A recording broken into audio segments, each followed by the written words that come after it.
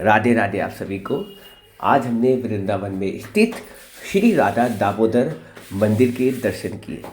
दोस्तों, श्री वृंदावन धाम का ये एक इकलौता मंदिर है जिस मंदिर की 4 परिक्रमा करने मात्र से आपको गोवर्धन परिक्रमा का लाभ मिल जाता है। ऐसा इसलिए है क्योंकि इस मंदिर के जो महंत थे सनातन गोस्वामी जी, वो नित्य प्रतिदिन वृंदावन से गोवर्धन की परिक्रमा करने जाया करते थे। जब वो जाने में असमर्थ होने लगे तो उन्होंने भगवान से प्रार्थना की कि हे प्रभु, अब मैं आपके दर्शन के लिए नहीं आ सकता क्योंकि मेरी असमर्थता है।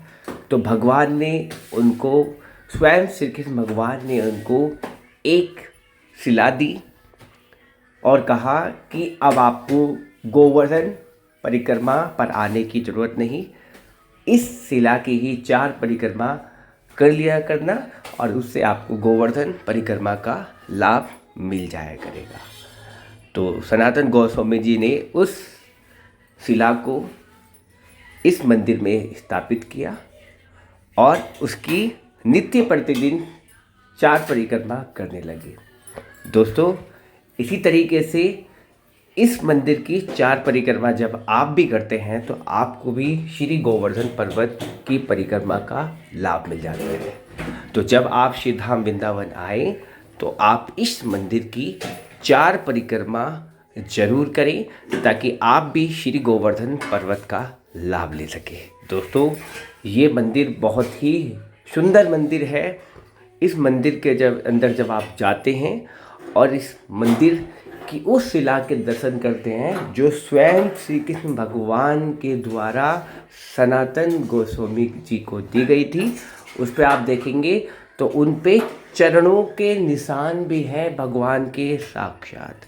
तो दोस्तों, जब भी आप श्री धाम वृंदावन आएँ तो वृंदावन में स्थित श्री राधा दामोदर मंदिर के दर्शन जरूर करें।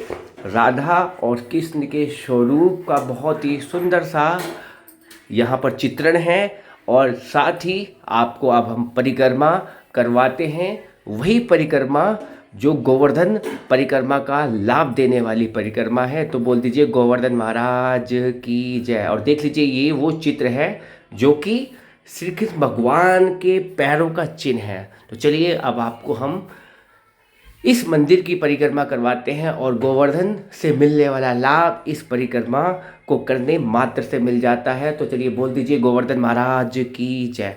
और देख लीजिए, बहुत ही सुंदर सी परिक्रमा और परिक्रमा में बने हुए बहुत सारे महंतों की, बहुत सारे संतों की और बहुत सारे जो ऋषि थे, तपस्वी थे, उनकी समाधियों को भी यहाँ पर अंकित किया हुआ है। देख लीजिए, बहुत ही छोटे छोटे सुंदर से मंदिर यहाँ पर हैं।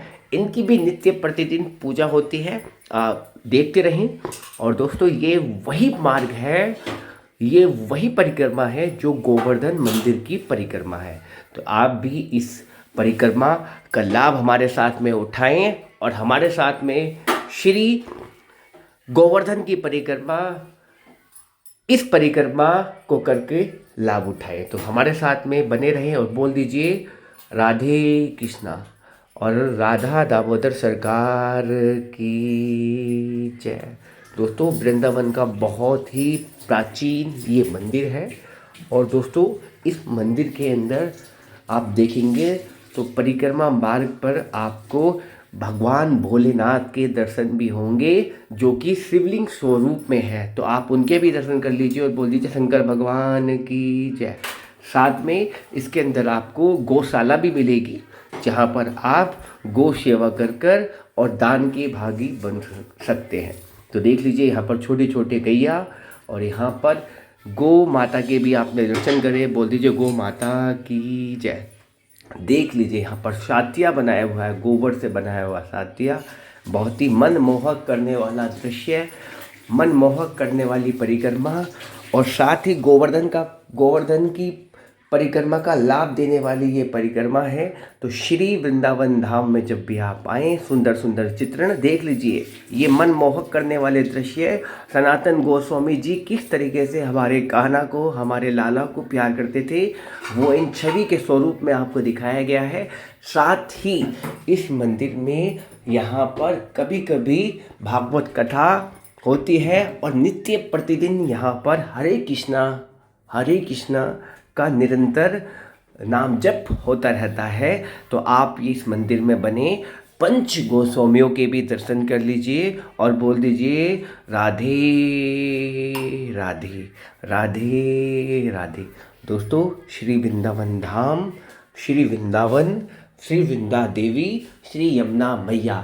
दोस्तों, श्री वृंदावन धाम की महिमा अपरंपार है।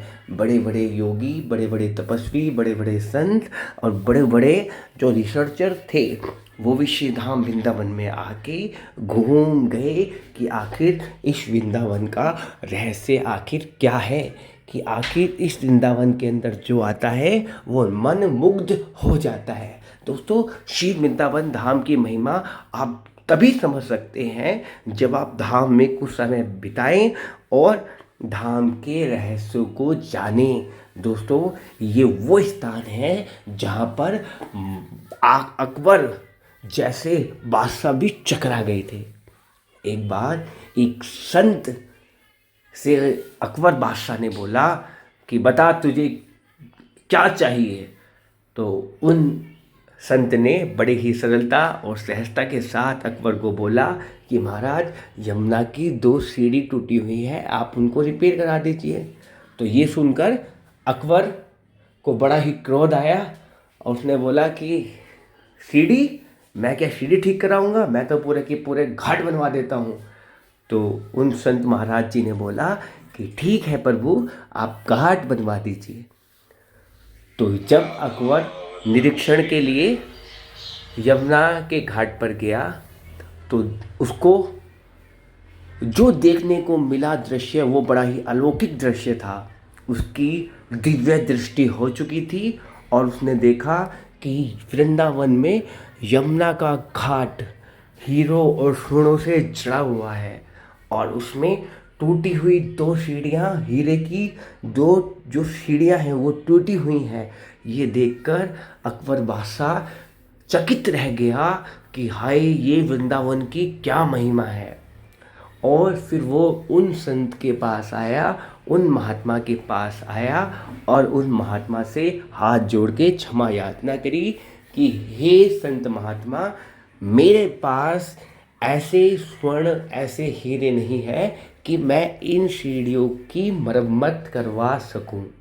तो दोस्तों, ऐसी महिमा हमारे श्री वृंदावन की और ऐसी महिमा हमारे श्री वृंदावन धाम की। अब एक बार और आप श्री धाम वृंदावन और वृंदावन के अंदर बने इस राधा दामोदर मंदिर की परिक्रमा कर लीजिए। बहुत ही सुंदर सुंदर यहाँ पर समाधियाँ भी हैं जो हमारे पुराने ऋषि हुए हैं, हमारे पुराने संत हुए हैं, प्राचीन संत हुए हैं, तपस्वी हुए हैं, योगी हुए हैं, उनकी समाधियों को भी आप यहाँ पर देख सकते हैं और उनको चरण वंदन करते हुए, उनको नमन करते हुए आप इस परिक्रमा में आगे बढ़ते रहे। आप देखेंगे कि इस परिक्रमा को करने मात्र से आपको अलौकिक सुखों की प्राप्ति होगी। आपके जो पाप कर्म हैं वो कटने लगेंगे और आपके खाते में पुण्य कर्म बढ़ने लगेंगे। दोस्तों, भगवान के नाम की महिमा, भगवान की महिमा अपरंपार है।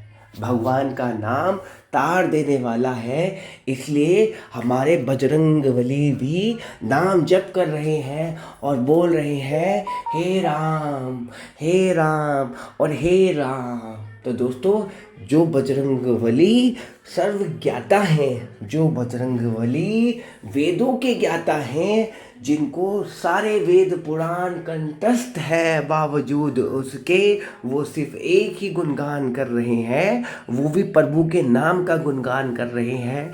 तो ऐसी महिमा हमारे हिंदू धर्म में, हमारे शास्त्रों में विदित है कि कलयुग में सिर्फ और सिर्फ नाम जप से भगवत प्राप्ति हो जाएगी। तो दोस्तों आप कोशिश करें कि आपको जब भी समय मिले आप एकांत में बैठकर नाम जप करें। किसी भी इष्ट का आप नाम जप कर सकते हैं, ना सिर्फ राधा नाम का बल्कि आप कृष्ण नाम का, या फिर हनुमान जी का, या फिर आप राम जी का, क्योंकि जितने भी देवी देवता हैं ये भगवान के द्वारा ही रचित हैं। ये सब लीलाएं हैं, एक परमेश्वर सब में ही विदित है। तो इसलिए किसी का भी नाम जब आप करते हैं तो सारे देवता ही प्रसन्न होते हैं। ऐसा बिल्कुल नहीं है कि आप राम राम बोलते हैं तो कृष्ण नाराज हो जाते हैं, आप कृष्ण कृष्ण बोलते हैं तो राधा रानी नाराज हो जाती है, क्योंकि ये भगवान की स्वयं से बनाई हुई लीलाएं हैं। तो आप जिसका भी नाम ले बड़े ही श्रद्धा के साथ ले, बड़े ही प्रेम के साथ ले। और दोस्तों आपने देखा होगा कि कई बार लोग ये बोलते रहते हैं कि आप मन ही मन भगवान का चिंतन करें। ऐसा नहीं है। जब आप नाम जब तेज साउंड के साथ करते हैं तो उसका जो आवाज़ है, उसकी जो आवाज़ है वो दूसरों के कानों में भी पड़ती है। इससे आप तो पुण्य के भागी बनते हैं, साथ बात में जिसके कान में वो आवाज़ सुनाई देती है उनके द्वारा जो पुण्य की प्राप्ति होती है उसका लाभ भी आपको मिलता है। तो नाम जप कई प्रकार से किया जाता है, मानसिक, वाचिक। तो आपको जैसे भी परिस्थिति हो, जैसा भी समय हो, जैसा भी समरसता हो, आप उस तरीके से यहाँ पर नाम जप कर सकते हैं। अब हम आपको यहाँ पर दर्शन करवाते हैं श्री राधा दामोदर जी के, और साथ में उस शिला के जो कि सनातन गोस्वामी जी को स्वयं भगवान के द्वारा दी गई शिला थी। तो आप एक बार सामने से पहले राधा रमण सरकार के दर्शन कर लीजिए और बोल दीजिए कि राधा रमण सरकार की जय, श्री राधा रानी की जय, श्री वृंदावन धाम की जय, ब्रज के संतों की जय, ब्रज के भक्तों की जय। तो इस तरीके से आपने राधा दामोदर मंदिर के दर्शन किए, राधा दामोदर मंदिर में स्थापित उस शिला के दर्शन किए जो कि भगवान ने स्वयं सनातन गोस्वामी जी को दी थी। इसके बाद हमने श्री राधा रमण मंदिर के दर्शन करे। दोस्तों राधा रमण मंदिर की एक विशेषता ये है कि ये सबसे लास्ट में पढ़ने वाले ठाकुर जी हैं और सबसे छोटे ठाकुर जी हैं। दोस्तों राधा रमण सरकार की अलौकिक कहानी है। दोस्तों ऐसा कहा जाता है कि सर राधा रमण सरकार की आप फ़ोटो लेते हैं तो ये हर फ़ोटो में अलग नज़र आते हैं। किसी फ़ोटो में इनका मुंह बंद रहता है तो किसी फ़ोटो में ये हंसते हुए नज़र आते हैं, किसी फ़ोटो में इनके 2 दांत दिखते हैं तो किसी फ़ोटो में इनके 4 दांत दिखते हैं। तो दोस्तों ऐसी लीलाएं हमारे प्यारे से छोटे लड्डू गोपाल श्री राधा रमण जी करते रहते हैं, इसलिए इनको छोटे सरकार भी कहा जाता है। बहुत ही सुंदर सा मंदिर और बहुत ही सुंदर सी इनकी दिव्यता और सरलता। तो दोस्तों जब भी आप राधा रमण मंदिर में आए तो राधा रमण मंदिर के अंदर फोटो ज़रूर लें और फिर देखें कि क्या वही सत्यता है जो आपको बताई जा रही है। क्या सच में राधा रमण सरकार अपने स्वरूप को बदलते हैं? कभी वो हंसते हैं, कभी वो चुप रहते हैं, भक्तों से प्रसन्न होने के बाद वो अपनी लीलाओं को दिखाते हैं। तो आप देखेंगे, आप गूगल पर डाल के राधा रमण की फ़ोटो देखें तो आपको हर फ़ोटो में राधा रमण सरकार बदले हुए दिखाई देंगे। हर फ़ोटो में उनका स्वरूप अलग होगा। प्यारे से लड्डू गोपाल, प्यारे से हमारे राधा रमण सरकार। तो आप जब भी वृंदावन में आए तो राधा रमण सरकार के दर्शन करके जाएं और राधा रमण सरकार के रहस्यों को भी जानें। तो चलिए इसी के साथ आप एक बार बोल दीजिए राधा रमण सरकार की जय, श्री राधा रानी की जय, श्री बाके बिहारी लाल की जय। और अब बोलते हैं कि राधा रमण श्री हरि बोल और राधे राधे।